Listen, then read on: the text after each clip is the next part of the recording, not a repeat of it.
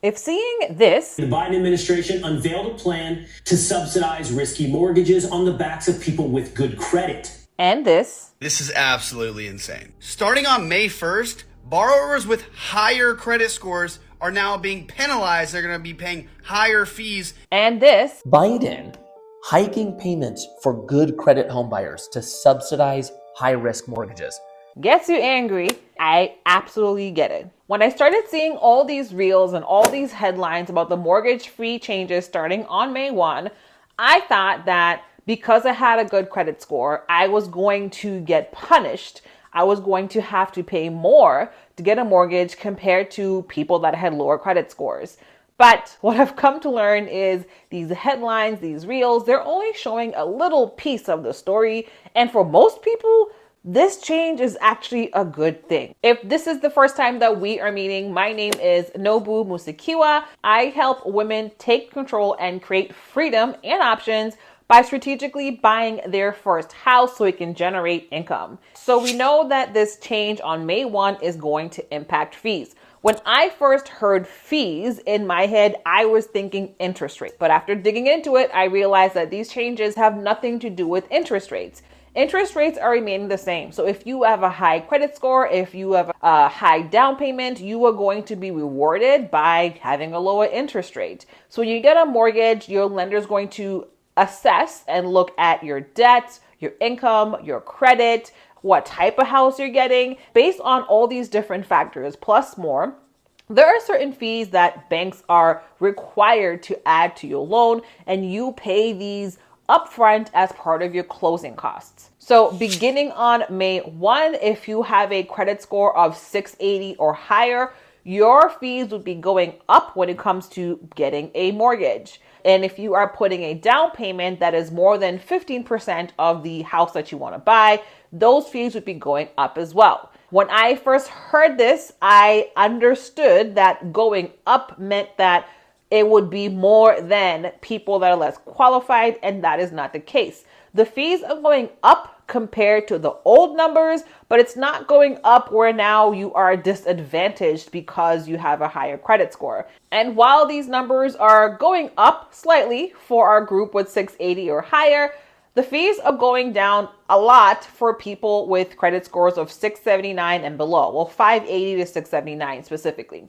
Contrary to what you might read in the news, this is not being pushed by Biden. This is not something that is being started by the banks.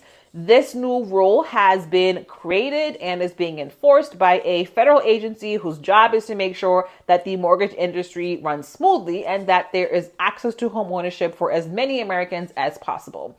When they looked at the amount that borrowers were paying with the lower credit scores compared to borrowers with higher credit scores, they concluded that that spread was a little bit too wide. And so they wanted to bring that spread a little bit closer, not have such a huge discrepancy, so that the people with the lower credit scores with lower down payments have just as much access as people with the higher credit scores and higher down payments. Now, before you get upset and say, well, if my credit score is higher, I shouldn't be getting penalized at all. I understand. I get it. Yes, it sucks that your fees are going up, but let me just run down what those numbers actually look like. So let's take an example for a house that's being purchased for $300,000. For borrower number 1 with a credit score of 659, with the old fees, that person would pay fees of 2.75%.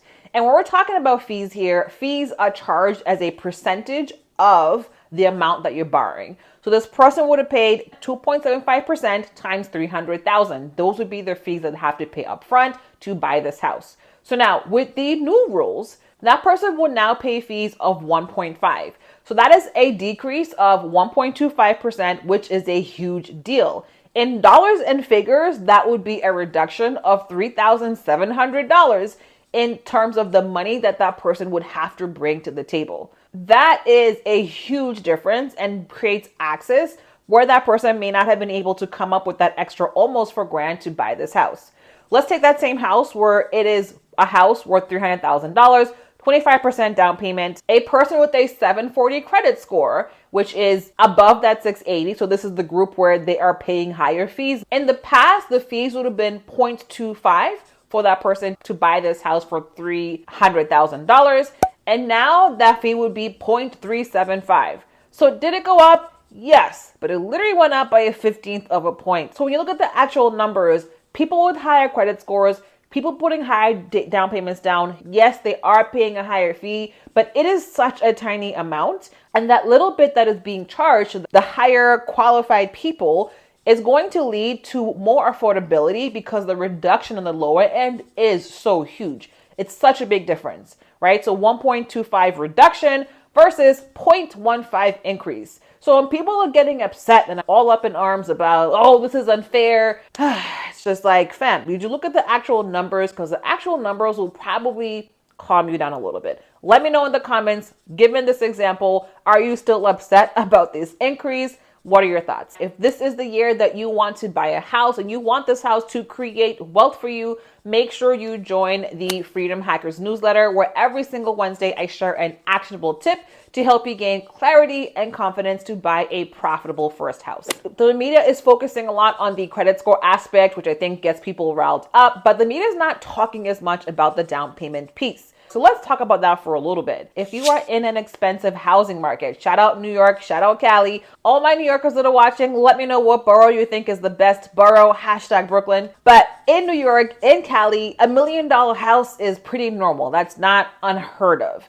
And so let me ask you a question. Let's say you want to buy a house with $500,000. How much could you find for a down payment today? Would you be able to find $100,000? Or would you be able to find $17,500?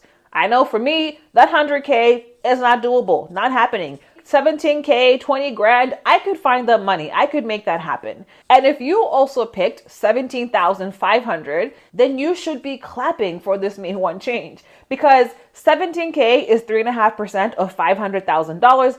$100K is 20%. So the people that are paying 20%, those are the people that will be paying more fees, but the people paying $17K, you actually would be paying less fees because of this May 1 change. And so for people that are in expensive housing markets, this change is a big deal, because if you have a 5% down payment or lower, your fees are going down because of this change. Let me know in the comments, do you think this change will help you to buy a house, or do you think it's a bad idea? When I think about the people with the higher credit scores and the people with the higher down payments paying a little bit more in order to make things more affordable for everybody else, I think about the good of society. If there are more homeowners on your block, then you should have people that are taking better care of their houses. Your home value should go up, as opposed to if you have a whole bunch of landlords that don't care. I think about this the same way as taxes. So if you're here and you're like, if you make more money, you should be paying more taxes. It's the same idea here. The people in the higher tiers are paying a little bit more in order for the people down here to have more access. I don't have any children. I still have to pay into the school system for the good of my community. My tax dollars go towards paying for SNAP. Even if I never end up on food stamps, I still pay into that fund so people that need it can get it and become contributing members of society. If you pass tolls every day, you pay tolls. And even though your street may never need to be fixed, that toll money is going to go towards fixing a street across town where you never drive on. So this idea behind charging a little bit more for the people that are more qualified to create greater access to home buying overall, I think it's a good thing. I think it's going to help more people to get into houses on paper. Hopefully that is what happens in practice.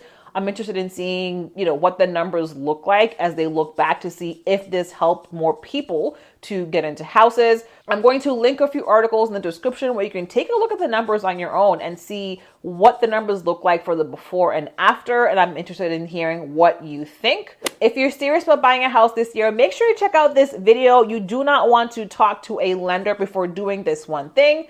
I will see you there.